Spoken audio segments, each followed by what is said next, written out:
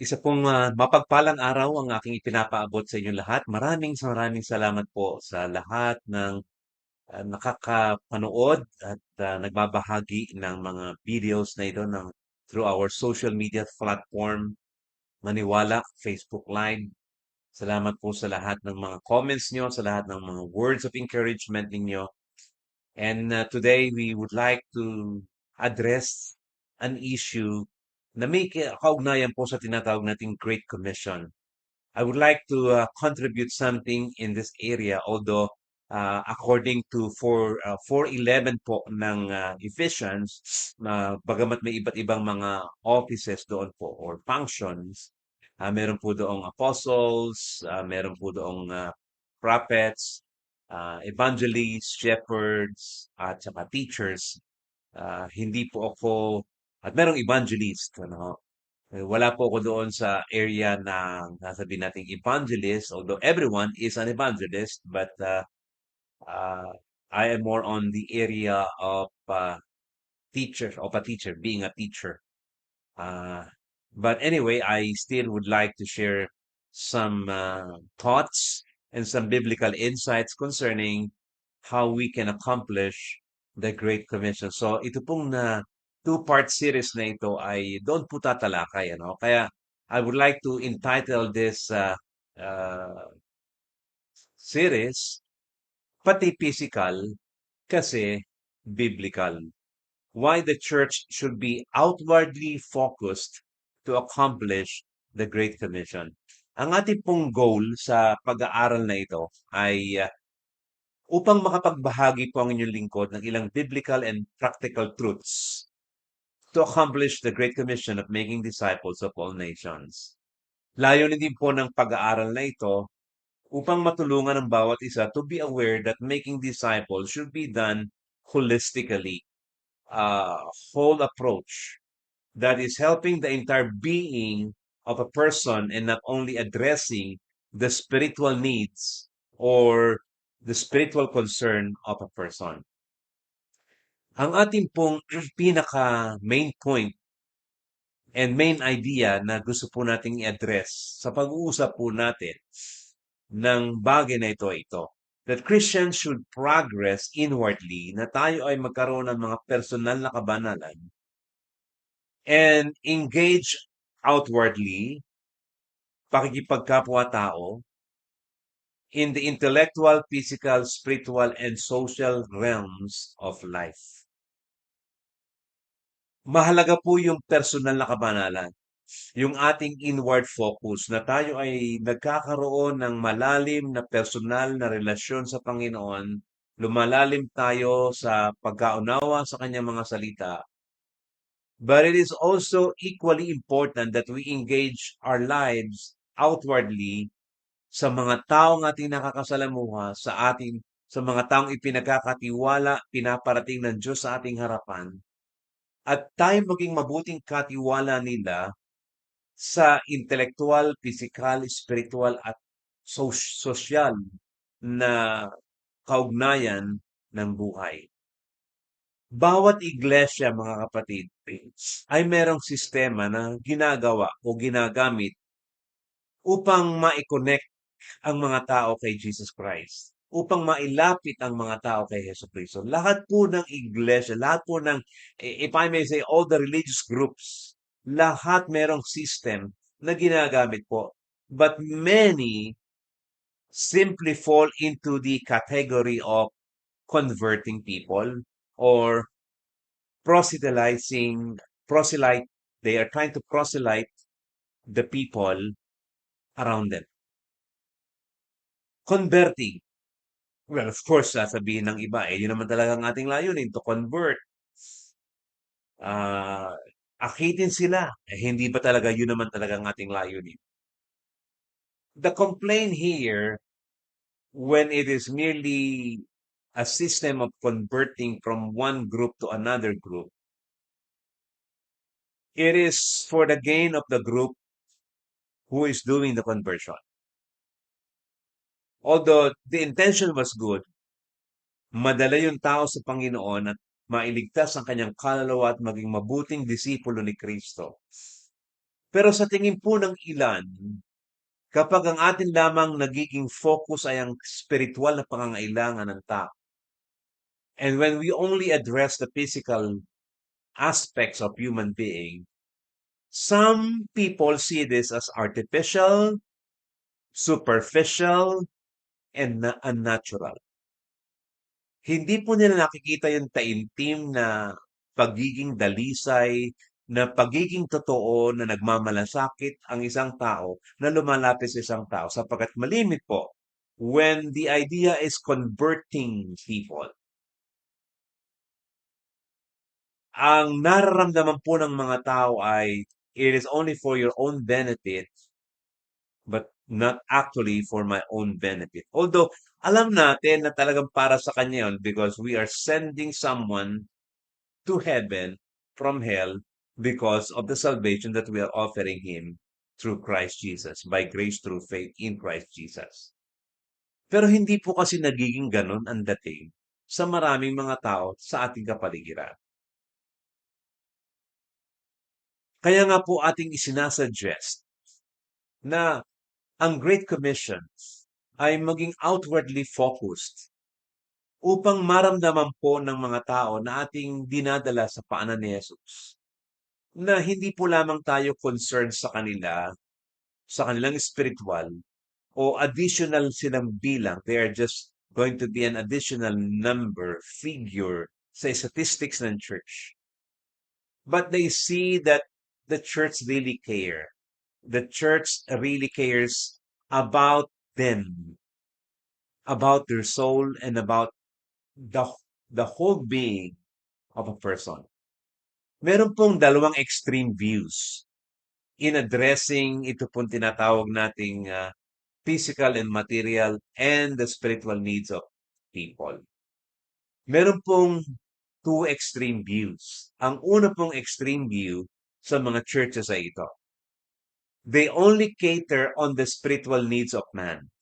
May mga iglesia po na wala po sila. They only have a single focus. And the only single focus that they have sa lahat ng mga taong wala pa kay Kristo ay ito, yung kapakanang espiritual ng mga tao sa kanilang kapaligiran.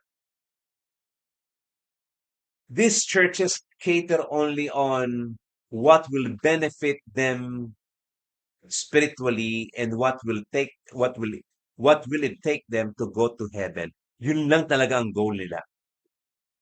They don't care so much on the physical, on the outward, the material aspect of man. Kaya nga po nababanggit ng iba na kapag ang masyado lamang nagiging focus ng isang church ay ang spiritual na pangangailangan, tagpuin lamang spiritual na pangangailangan ng isang tao, para bang napaka-unnatural and superficial na pakikipagrelasyon na ginagawa ng maraming mga tao. Sapagkat they are only after the persons. Spiritual, yes. Yung pagtugon sa spiritual na pangangailangan. Ang pangalawa po namang extreme ay ganito. There are churches who became like a social welfare na parang naging Department of Social Welfare.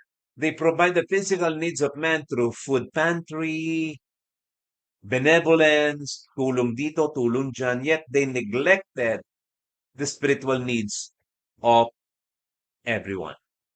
Hindi na nila nabibigyang diin at hindi na nila nabibigyang pansin ang mga pangailangan spiritual ng mga tao. And that is also an extreme view. Of course, the balanced view is addressing both the physical as well as the spiritual needs of everyone. Sometimes this approach is being called the holistic ministry, where the physical, social, intellectual, and spiritual needs of men are met. Tinatagpo ang pangangailangang physical, social, intellectual, at spiritual needs ng isang tao, ng isang individual, o ng isang pamilya. Mas malaki pong trabaho ito, mas mahirap na trabaho ito, pero ayon sa kanila, mas sincere na trabaho ito. Because you're not only after the statistics, you're not only after the number, but you're really after the person as a whole. Talagang naramdaman nila na you care for them holistically. The question is, mayroon ba tayong batayan sa Biblia? Meron bang batayan mula sa Panginoong Hesus? Meron bang batayan maging sa kasaysayan ng Iglesia na mas makakabuti na holistic ministry or addressing the whole person ang ating approach sa Great Commission? Meron ba? And when we try to look on what the Bible says, the biblical truth, when we look on the history, historical truth, when we look on Jesus, narito po yung buong sangkap ng isang matibay na paniniwala. It is not enough perhaps that it is taught in the scripture, but lalo nating nakikita na hindi lang pala itinuro sa Biblia, but through the centuries, the church was practicing this idea. And Jesus himself started holistic ministry. So, meron po ba tayong batayan? At yun po yung i-address natin in this two-part series na meron pong mga batayan, biblically, historically, theologically, na meron po tayong batayan na talaga pong the Great Commission should also include yung po tinatawag nating uh, outward focus, yung po tinatawag nating meeting the physical and the material and the social needs of man and not only the spiritual needs. And that's how we're going to accomplish the Great Commission. Una po, let us emphasize the fact that the life of Jesus shows why the church should be outwardly focused to accomplish the Great Commission. Dito po sa Lucas chapter 2 verse 52 ay ganito ang sinasabi. At lumalaki si Jesus sa karunungan at sa pangangatawan at sa pagbibigay lugod sa Diyos at sa mga tao. Now, I can show you here, just in this verse, Luke 2:52, the thing where how Jesus grew. He grew intellectually, he grew physically, he grew spiritually, he grew socially. Lumaki si Jesus sa karunungan, sa pangangatawan, sa pagbibigay lugod sa Diyos, at sa pagbibigay lugod sa mga tao. Even the life that Jesus began ay punong-puno ng pagiging buo na hindi po lamang nagbibigay pansin sa isang bahagi ng kanyang buhay, kundi sa buong pagkatao ng kanyang buhay. So it is not only the life of Jesus that shows it, but the ministry of Jesus shows why the church should be outwardly focused to accomplish the Great Commission. Ang sabi po ng Matthew 4:23 ganito, at nilibot ni Jesus ang buong Galilea na nagtuturo sa mga sinagoga nila at ipinapangaral ang ebanghelyo ng kaharian. Take note of that. Ipinapangaral ang ebanghelyo ng kaharian at nagpapagaling ng lahat ng sari-saring sakit at ng lahat ng karamdaman na nasa mga tao. Maliwanag po mga kapatid, makikita po natin yung pong balansyadong ministeryo ng Panginoong Yesus. Ipinangangaral ang ebanghelyo ng kaharian, proclaiming the gospel, preaching the good news, but at the same time, he was doing good works. Good news and good works being done together to accomplish yung pong tinatawag na pagpapalapit ng mga tao sa ating Panginoong Jesus. Holistic approach. Bakit? Ano ang pundasyon at ebidensya na dapat nating paniwalaan na ang mga Kristiyano ay dapat makisangkot sa kabuuang pagkatao?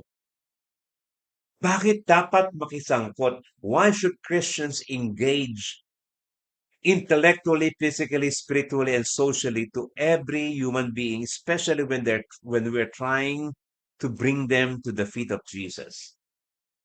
And here begins my 7 reasons kung bakit po dapat we are also engaging not only on the inward needs of man, but also on the outward needs of man.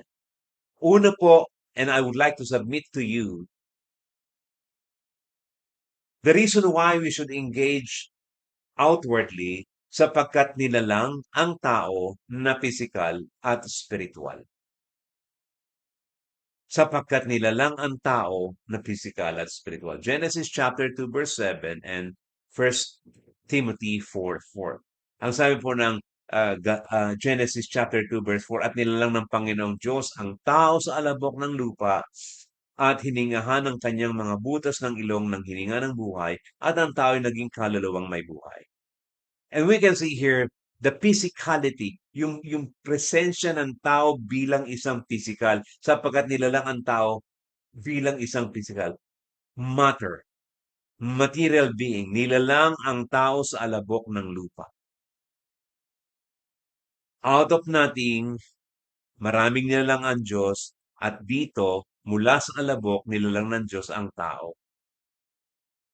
And so we have this, the truth that man is physical and not only spiritual.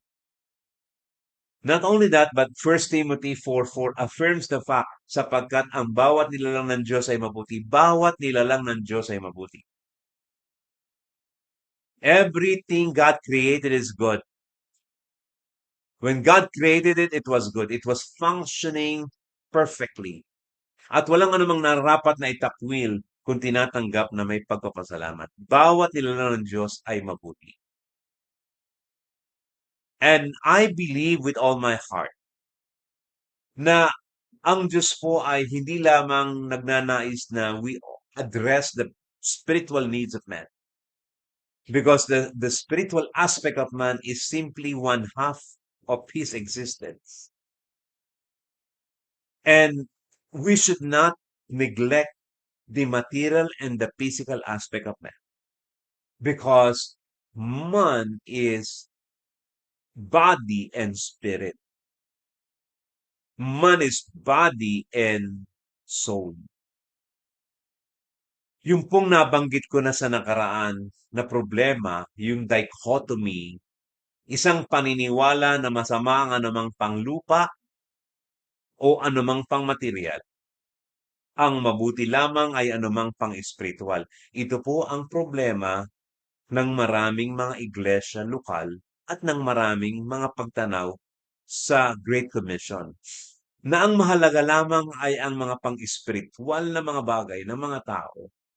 At wala tayong kinalaman at may ibang sektor marahil ng pamahalaan na para tumugon sa mga pangangailangang panglupa at pangmaterial ng mga tao. Ang magandang tanong ay, yung ba yung makikita natin sa Biblia? Na na ang sasagot sa pangmaterial na aspekto ng tao, ng buhay ng tao ay ang mga sektor ng pamahalaan at ang sasagot sa mga pang-spiritual na pangangailangan ng tao ay ang iglesia. Ito ba ang ating makikita sa Biblia? Baka ito lang ang ating nakasanayang makita, pero hindi nangangahulugan na ito ang nararapat nating makita. And so, number one, we address the fact that mahalaga na we are also addressing yung pong panglabas, yung pong physical, social, emotional needs ng tao in order to accomplish the Great Commission. Pangalawa po, mahalaga po na na-address natin ang panglabas na kalagayan ng tao dahilan sa dakilang komisyon, because of the Great Commission. At alam po nyo kung ano sinasaad sa Mateo 28, sa Marcos 16, sa Luke chapter 24, at sa John 20:29. Familiar po tayong lahat sa Great Commission. Pero what stands out among all the Great Commission was John's Great Commission, John the Beloved. Kasi naiiba po sa lahat ng Great Commission, pagkakasabi ng Great Commission, yung sinabi po ni John. Sabi po niya sa John 20 verse 21, sinabi ngang muli sa kanila ni Jesus, kapayapaan ang sumainyo. Kung paanong pagkasugo sa akin ng Ama, ay gayon din naman sinusugo ko kayo. Now, I would like to underline that gayon din naman sinusugo ko kayo. Kung paanong pagkasugo sa akin ng Ama, ay gayon din naman sinusugo ko kayo. Now, of course, this speaks of the function, not the essence of Jesus Christ. Of course, in essence, we are totally different from Jesus Christ. But let's talk about the function of Jesus Christ. Na kung paano ako I was trying to meet the needs of people when I was on earth.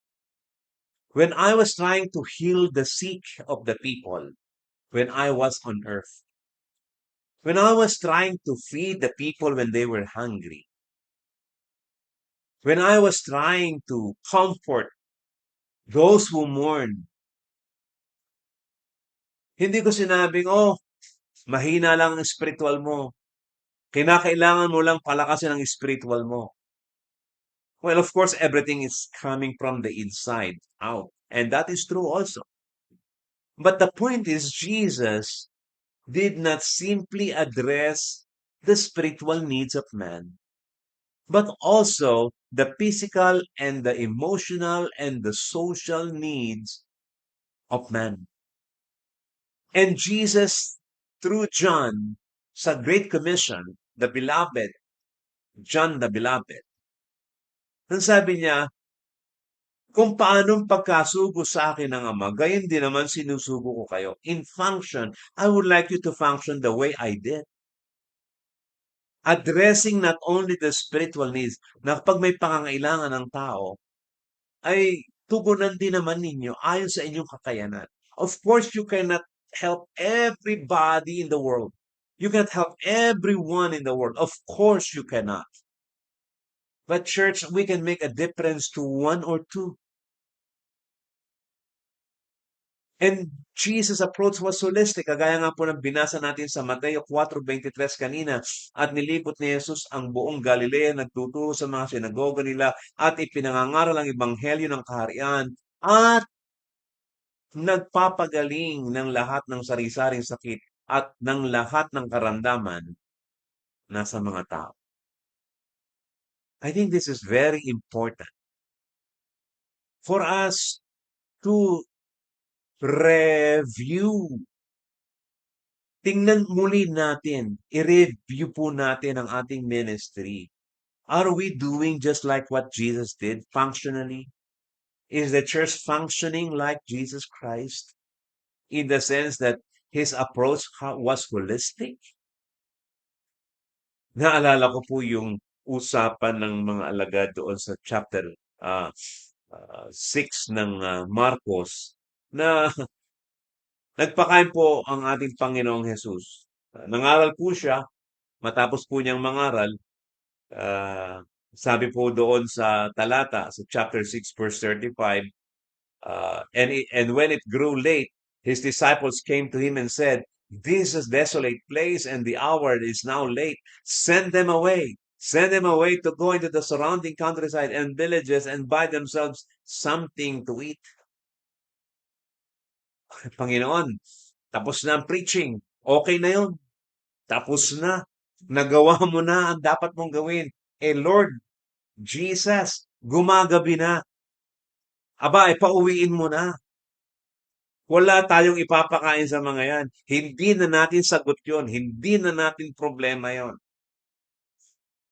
Sounds familiar sa maraming mga pinaglilingkuran natin mga churches?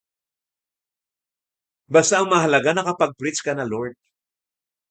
Ano niyo sabi ng Panginoong Jesus? But He answered them, you give them something to eat. No, hindi sila nakaligtas. You give them something to eat. Ang sabi niya, You give them something to eat, and they said to him, shall we go and buy 200 denarii worth of bread and give it to them to eat? And then the rest, you know the story. My point is this.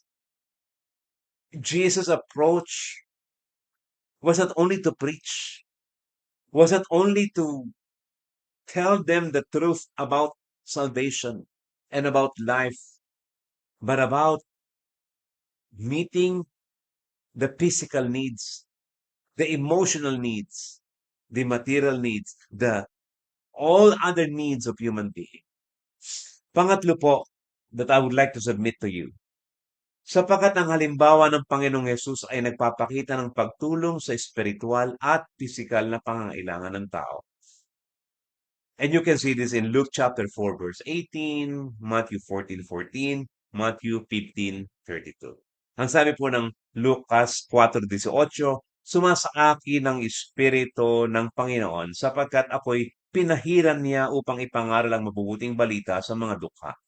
Ako'y sinugo niya upang itanyag sa mga bihag ang pagkaligtas at sa mga bulag ang pagkakita, upang bigyan ng kalayaan ang nangaapi. Now, take note of these words.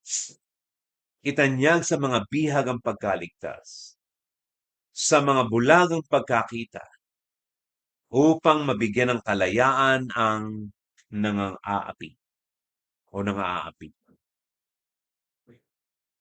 Sa College Press NIV commentary, ganito po ang sinabi. The poor are a major Lucan concern as seen often and especially in 620. The freedom for the prisoners refers to the captivity imposed by demons, sin, and other forces of the devil. The term translated freedom is more often in Luke translated forgiveness. Recovery of sight refers at least to the literal healing of the blind, which Jesus accomplished 18:35 to 43 and also 7:21 to 22. It may also refer to the seeing which comes to those who are in darkness or are otherwise spiritually blind. Ang sabi din po ng NIV commentary, College Press NIV commentary, the oppressed is a generic category covering all those who are beaten down by sin, demons, sickness, circumstances, and other people. Now, why am I bringing this up? Bakit ko po binibigyang diin ito? Kasi po, every time a lot of preachers and Bible readers, every time na binabasa po yung Luke 18, ang kanila pong tingin dito, they are only wearing spiritual eyeglasses. Spiritual eyeglasses. Ano yung mga bihag dyan? Ay, bihag ng kasalanan. Ano yung mga bulag dyan? Ay, mayan yung mga bulag sa katotohanan. Ano yung mga bilanggo? Ayan yung mga bilanggo sa kasalanan. And we are always looking sa Lucas 4:18, wearing our spiritual glasses without looking and using our physical eyeglasses or physical perspective or literal interpretation. And the reason why I showed you the College Press NIV commentary is because the commentary is saying that it is not only the spiritual needs of men that is being referred to doon sa Luke 4:18. Hindi lamang yan yung bihag ng kasalanan, hindi lang marahil yan bulag sa katotohanan, hindi lang yan bilanggo sa kasalanan, kundi the NIV commentary, the College Press NIV commentary, is seeing both aspects of the physical needs of men and the spiritual needs of men.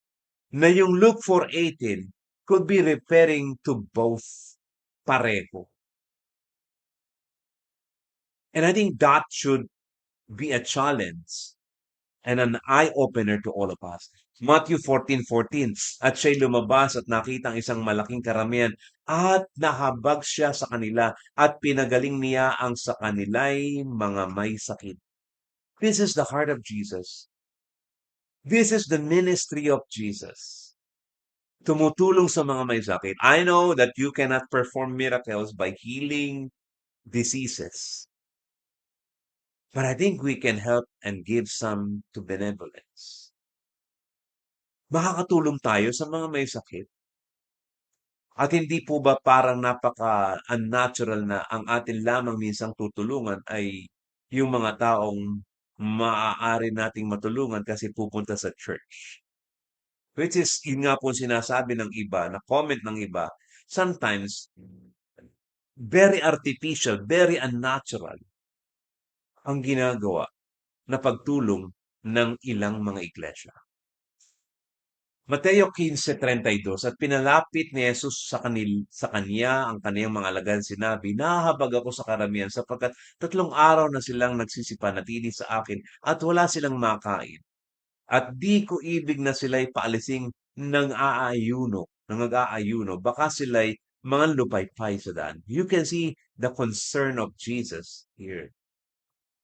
Not only after si Jesus sa pakikinig o makinig lang kayo sa aking mga sasabihin tungkol sa buhay. Kundi, well, ang sabi nga po ng 15:32, hindi pwedeng nasa akin sila for 3 days at aalis sila na wala silang kinakain. I need to address their physical needs as well. Mga kapatid, dito po natin pansamantalang puputulin ang ating two-part series. Pati physical kasi biblical. And we will continue our understanding of how we can accomplish the Great Commission more effectively, hopefully, by addressing not only the spiritual needs of man, but also the physical, the social, the emotional needs of men. In other words, how we can make our ministry holistic. Holistic ministry.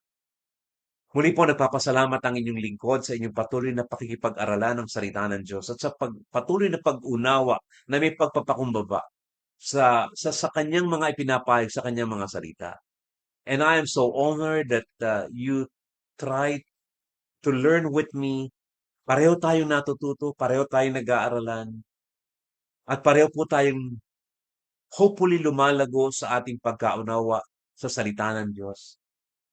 Kaya nga po, gayon na lamang ang aking pagbibigay ng papuri sa Diyos sa lahat ng ito at patuloy na pasasalamat sa inyong lahat.